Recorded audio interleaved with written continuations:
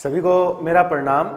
मैं अंजनी कुमार स्वामी एक बार फिर से तारानगर टैगोर स्कूल की इन ऑनलाइन क्लासेस में आपका स्वागत करता हूं। जैसा कि आपको पता है, अपने कक्षा 12 भौतिक विज्ञान सेकंड फिजिक्स, ठीक है, सेकंड फिजिक्स का 13वां चैप्टर लगातार अध्ययन कर रहे हैं और इस चैप्टर में हमें पढ़ना है प्रकाश विद्युत प्रभाव के बारे में। ठीक है, प्रकाश विद्युत प्रभाव क्या होता है उसको जानने से पहले हमने कुछ प्रकाश के बारे में थ्योरी पढ़ी।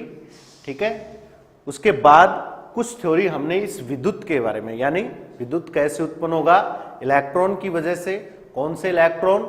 मुक्त इलेक्ट्रॉन की वजह से विद्युत उत्पन्न होगा। ठीक है, तो मुक्त इलेक्ट्रॉन हमें कहां से प्राप्त होंगे वो हमने लास्ट वीडियोज में पढ़ा। कैसे प्राप्त होंगे उसके लिए मैंने आप लोगों को कुछ भौतिक विधियां बताई थी। इलेक्ट्रॉनों को धातु सतह से बाहर निकालने के लिए कुछ भौतिक विधियां, जिनके नाम मैंने यहां आज फिर लिख रखे हैं।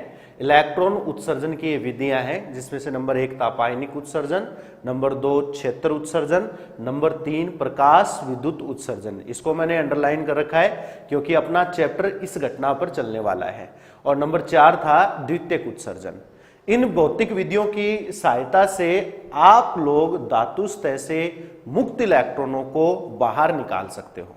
ठीक है, फिर बात यह आती है कि इलेक्ट्रॉन को बाहर निकालने के लिए हमें ऊर्जा देनी पड़ती है। तो ये जो भौतिक विधियां हैं, इन विधियों के माध्यम से हम इलेक्ट्रॉन को बाहर से ऊर्जा देते हैं। जैसे तापायनिक उत्सर्जन में हम क्या करते हैं, धातु सतह को गर्म करते हैं। क्षेत्र उत्सर्जन में क्या करते हैं, धातु सतह पर इलेक्ट्रिक फील्ड डालते हैं।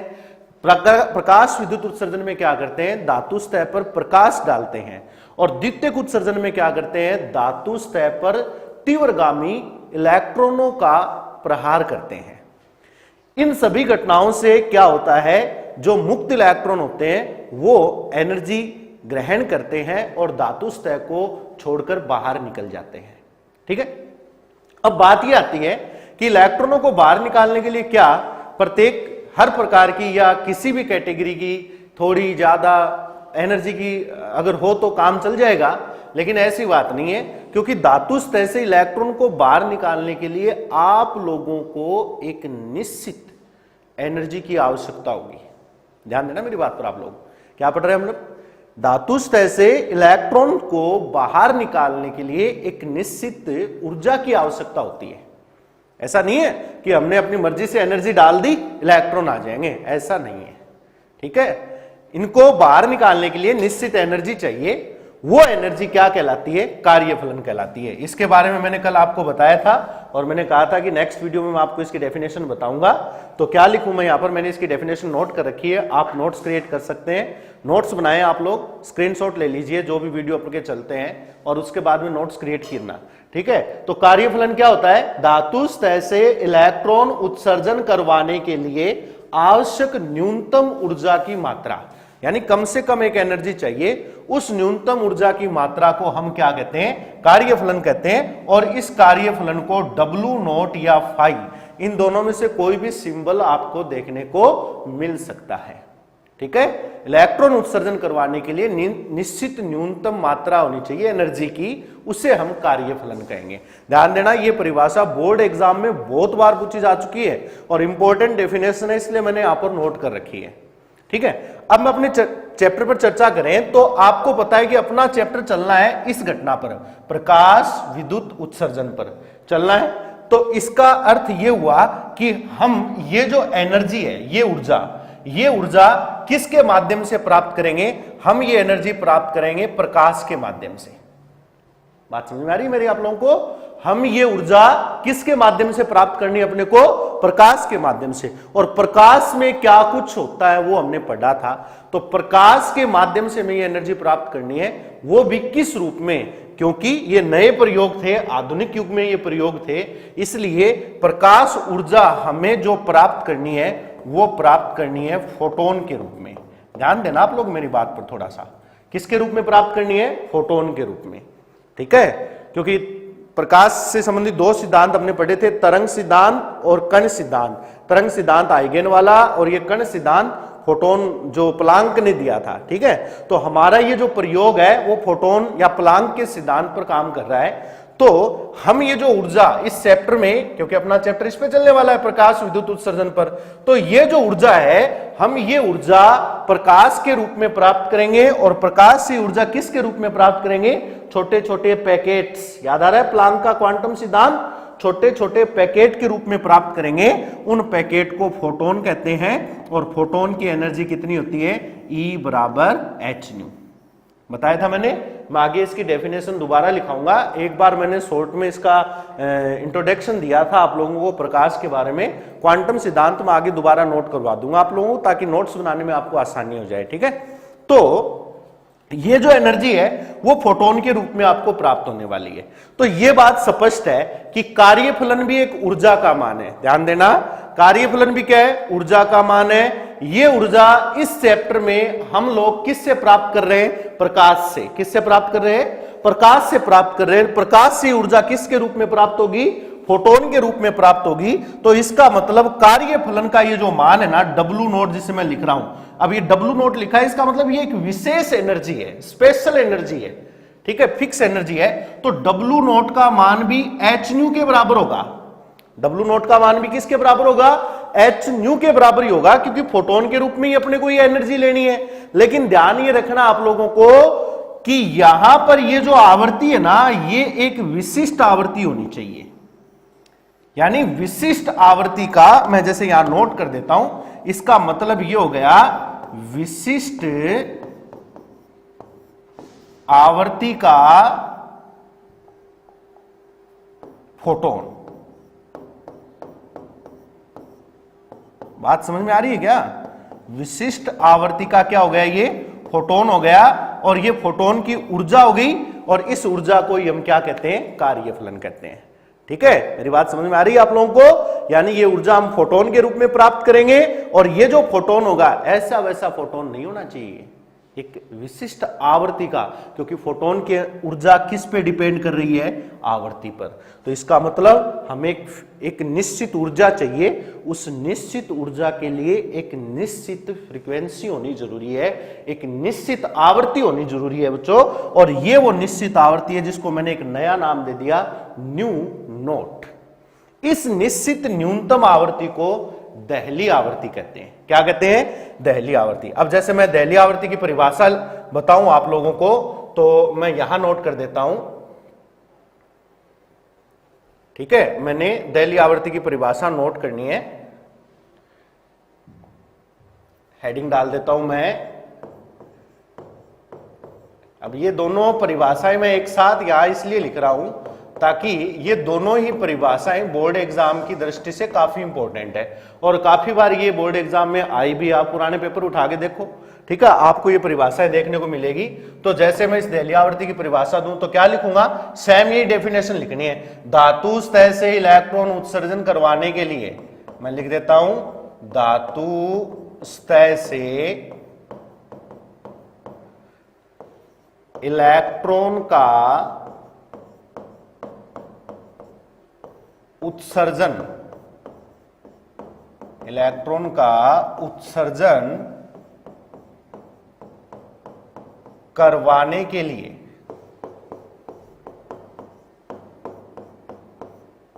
आपतित प्रकाश की, क्योंकि प्रकाश के माध्यम से इलेक्ट्रॉन निकालेंगे, आपतित प्रकाश की आवृत्ति का मान एक निश्चित न्यूनतम मान से अधिक होना चाहिए। एक निश्चित न्यूनतम मान से क्या होना चाहिए? अधिक होना चाहिए। इसे या इस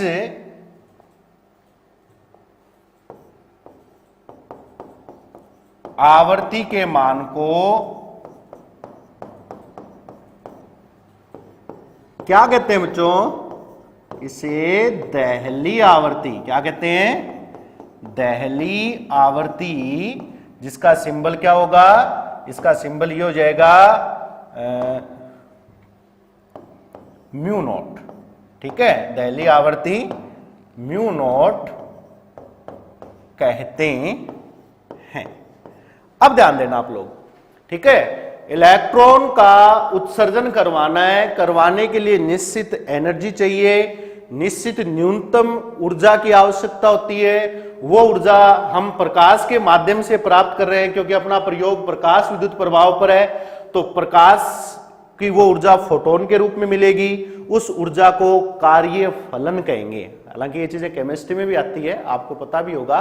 ठीक है, इस ऊर्जा को कार्य फलन कहेंगे, और ये फोटोन की ऊर्जा है तो एच न्यू फॉर्मूला लिख दिया, लेकिन एक विशिष्ट ऊर्जा है तो मैंने आवर्ती, क्योंकि एच तो कांस्टेंट है, एच प्लांक नियतांक होता है, लेकिन एक आवर्ती स्पेशल हो गई ना, ये विशिष्ट आवर्ती हो गई, इसलिए मैंने ब्रैकेट में नोट कर दिया विशिष्ट आवर्ती का फोटोन है। और ये जो विशिष्ट आवर्ती है उसे क्या कहते हैं बच्चों, दहली आवर्ती कहेंगे। और दहली आवर्ती की परिभाषा सेम परिभाषा बन गई, धातु सतह से इलेक्ट्रॉन का उत्सर्जन करवाने के लिए आपतित जो प्रकाश है उसकी आवर्ती का मान एक निश्चित न्यूनतम मान से ज्यादा होना चाहिए। ज्यादा आवर्ती, इस निश्चित न्यूनतम मान से अगर ज्यादा आवर्ती का प्रकाश डालोगे तो इलेक्ट्रॉन बड़ी आसानी से धातु सतह से बाहर निकल सकते हैं, और एक निश्चित न्यूनतम मान से अधिक मान होना चाहिए। इस आवर्ती के मान को दहली आवर्ती यानी न्यू नॉट कहते हैं। अब सबसे बड़ा प्रश्न ये है, मैं ये बात बताना चाहता हूं आप लोगों को इन दोनों के लिए, इसलिए मैंने दोनों डेफिनेशन एक साथ लिखी है कि दहली आवर्ती हो चाहे कार्यफलन हो, क्योंकि ये तो क्लियर हो चुका है कि दहली आवर्ती का मान चेंज होगा तो कार्यफलन की वैल्यू भी चेंज होने वाली है। ठीक है, दहली आवर्ती का मान धातु जो आपने ले रखा है उस धातु पर निर्भर करता है कि वो धातु कैसा है।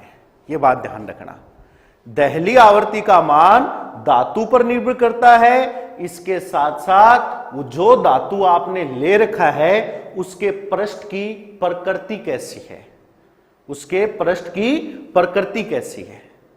ठीक है, तो ध्यान रखना ये चीज, अगर धातु आपने चेंज कर दिया, धातु आपने बदल दिया, तो दहली आवर्ती का मान बदल जाएगा, और दहली आवर्ती का मान बदल गया तो कार्य फलन का मान बदल जाएगा। तो मेरी एक बात ध्यान रखना आप लोग, मैं नोट कर देता हूं यहां पर ये चीज नेक्स्ट पेज के ऊपर, दहली आवर्ती, ठीक है, और ओब्लिक लगा के लिख देता हूं कार्य फलन। बात समझ में आ रही है मेरी, क्योंकि दहली आवर्ती चेंज होगी तो कार्यफलन अपने आप चेंज हो गया। का मान पृष्ठ की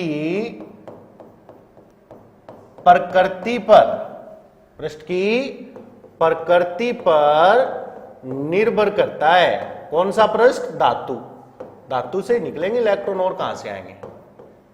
ठीक है, इलेक्ट्रॉन, मुक्त इलेक्ट्रॉन कहां से मिलेंगे, धातु से मिलने। तो धात्विक जो पृष्ठ है, चलो मैं यहां पे नोट भी कर देता हूं ये, ताकि आपकी ये चीज समझ में आ जाएगी।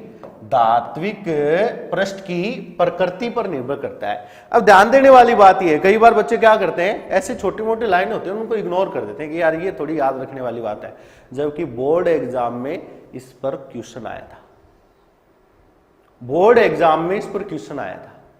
तो थोड़ा आप लोगों को इस चीज पर पूरा फोकस रखना है कि सर क्या बता रहे हैं, क्या लिखा रहे हैं, कौन सी चीजें नोट में लिखा रहे हैं, वो किसी सजावट के लिए नहीं लिखा रहे हैं, उन चीजों पर विशेष ध्यान रख लेना आप लोग। क्योंकि इस साल जो एग्जाम हुआ था ना 2020 के अंदर, उसमें भी ऐसे कई क्वेश्चन आए थे जो कि विशेष जो नोट के अंदर हम नोट्स में लिखाते हैं उनमें से वो उठाए गए थे।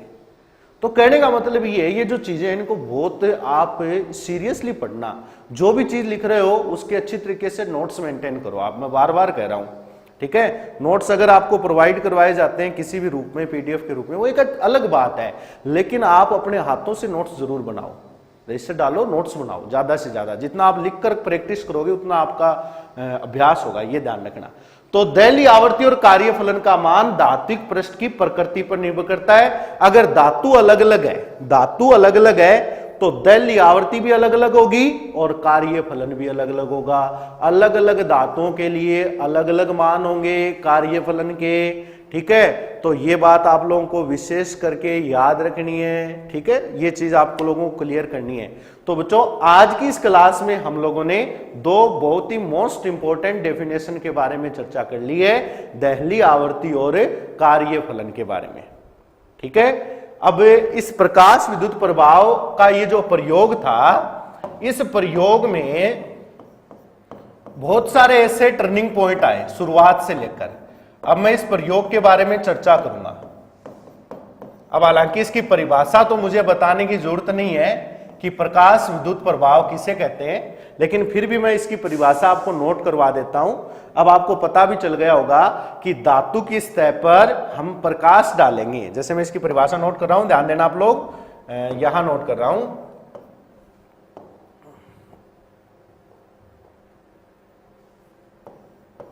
जब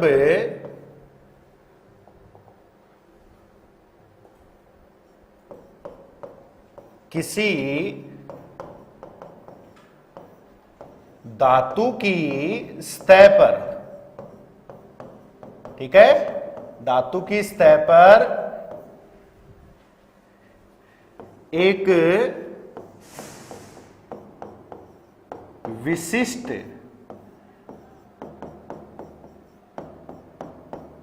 आवृत्ति के प्रकाश का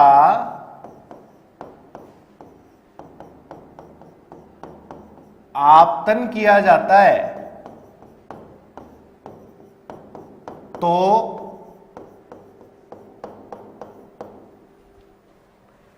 धातु सतह से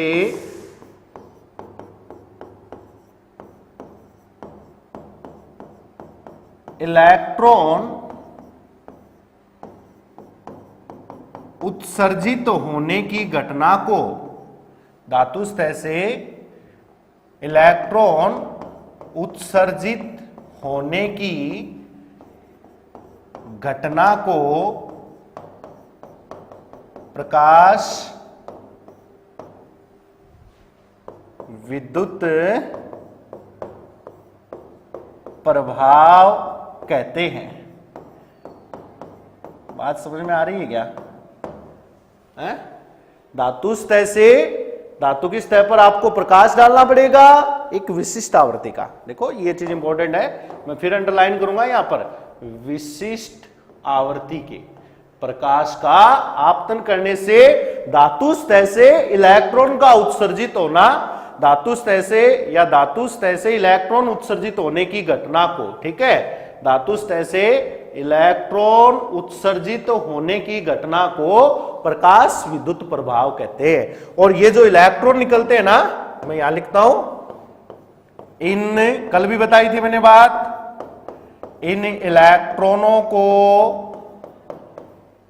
क्या कहते हो? इन इलेक्ट्रॉनों को कहा जाता है प्रकाश, या इसको इंग्लिश में फोटो बोलते हैं, तो हिंदी में भी नाम लिखा हुआ मिल सकता है, ये प्रकाश या फोटो इलेक्ट्रॉन।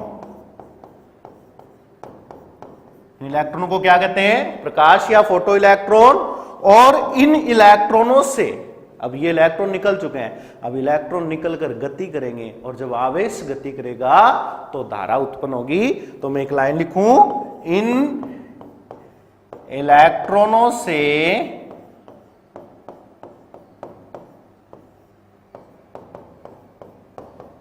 प्रवाहित, इन इलेक्ट्रॉनों से प्रवाहित होने वाली धारा को क्या कहते हैं? प्रकाश विद्युत धारा कहते हैं। ये लो जो,